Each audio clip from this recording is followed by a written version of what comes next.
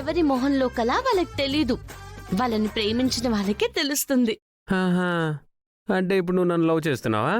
ఏ మోకాల మీద కూర్చొని కళ్ళల్లో కళ్ళు పెట్టి ఫ్లవర్ చేతిలో పట్టుకొని ఐ లవ్ యూ అంటేనే ప్రేమించినట్టా? నేను నిన్నెంత ప్రేమిస్తున్నానో నీకు తెలుసు కదా. అయినా నేనే నిన్ను ప్రేమించట్లేదు. ఆ విషయం నీకు చాలా సార్లు చెప్పాను కదా. నువ్వు అబద్ధం చెప్తున్నావు. నేనంటే నీకెంత ఇష్టమో ఆ రోజు చంటి వాళ్ళ శోభనం కోసం పెట్టిన పాలు నువ్వు తాగేసావు చూసావా?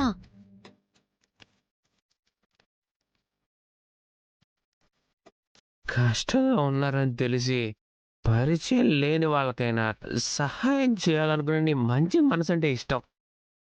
ఒక విధంగా మ్యూజిక్ వల్ల నేను ఈ స్థానానికి వచ్చానంటే నాకు అండగా నిలబడింది, నన్ను ఇంత దూరం వరకు నడిపించింది నువ్వే కదా.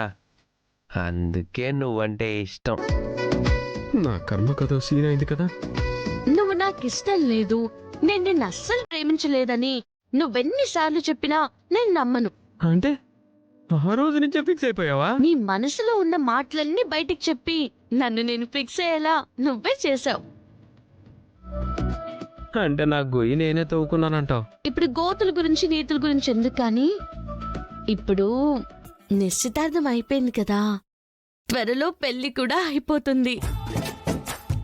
ఈ లోపల ఖాళీగా ఉండడం ఎందుకు, ఏదైనా చేద్దామా? ఏంటి చేసేది? నేను అలాంటి కాదు. అంటే అన్ని పెళ్ళైన తర్వాతే అంటావా?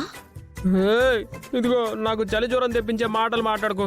లేకపోతే ఎటు పెళ్లి చేసుకోబోతున్నాం, ఈ లోపల సరదాగా ఏదైనా గేమ్ ఆడదాం అనుకుంటే నువ్వేదేదో ఊహించుకుంటున్నావేంటి?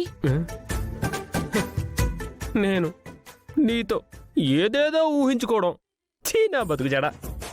ఆడదాం. ఏంటి ఆడేది? నాకు ఇంట్రెస్ట్ లేదు. ఆడితే ఇంట్రెస్ట్ అదే వస్తుంది. Please please please please. ఏంటి ఎదవనసా? ఊరికి ఆట ఆడటం ఏంటి? ఊరికే ఎవరన్నారు? పందెం వేసుకుందాం. పందెమా?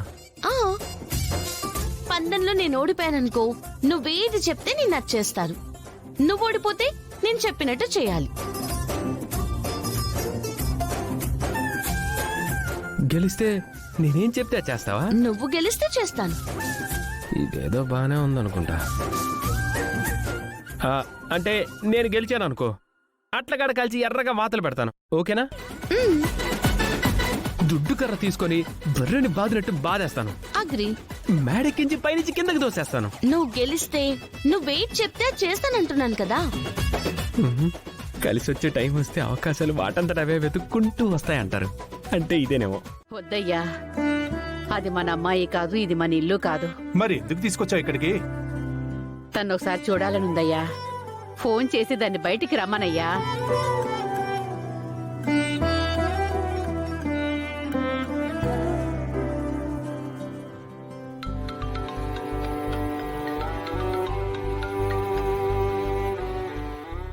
హలో నాన్న. అమ్మా, ఎలా ఉన్నావు నాన్న? నేను బాగున్నానమ్మా. అమ్మా, నువ్వున్న ఇంటి ముందే ఉన్నావమ్మా. ఇంటి బయట ఉండడం ఏంటి నాన్న? ఇంట్లోకి రండి, పర్వాలేదు. లేదమ్మా, నువ్వే బయటికి రా. సరే వస్తున్నాను, ఆగండి. ఎవరిని కలవడానికి వెళ్తుంది ఇది?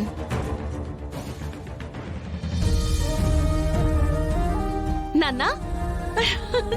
అమ్మా పల్లవి, నా బంగారు తల్లి.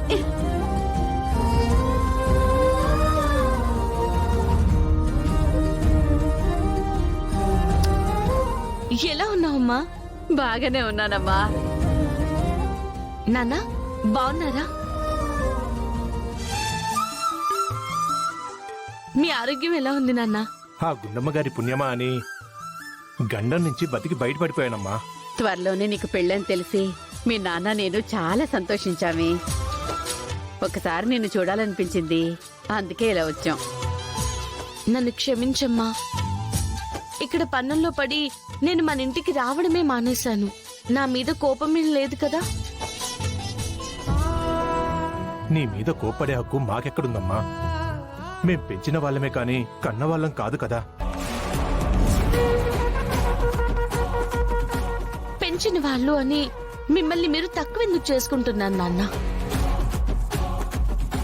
నిజం చెప్పాలంటే కన్న వాళ్ళకంటే మీరే నాకెక్కువ. నాకు మా అమ్మ నాకు జన్మనే ఇచ్చింది, కానీ మీరు జీవితాన్నిచ్చారు. ఆ రోజు కనుక మీరు నన్ను దగ్గరికి చేర్చుకోకుండా ఉండుంటే అసలు నేననేదాన్ని ఉండేదానంటారా?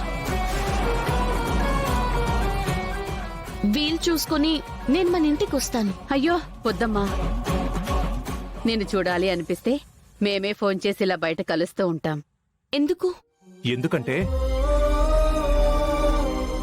ఇంట్లో నీకు కాబోయే అత్తగారు ఎన్ని గొడవలు చేస్తున్నారో ఏం జరుగుతుందో అంతా మాకు గుండమ్మ గారు చెప్తూనే ఉన్నారమ్మా.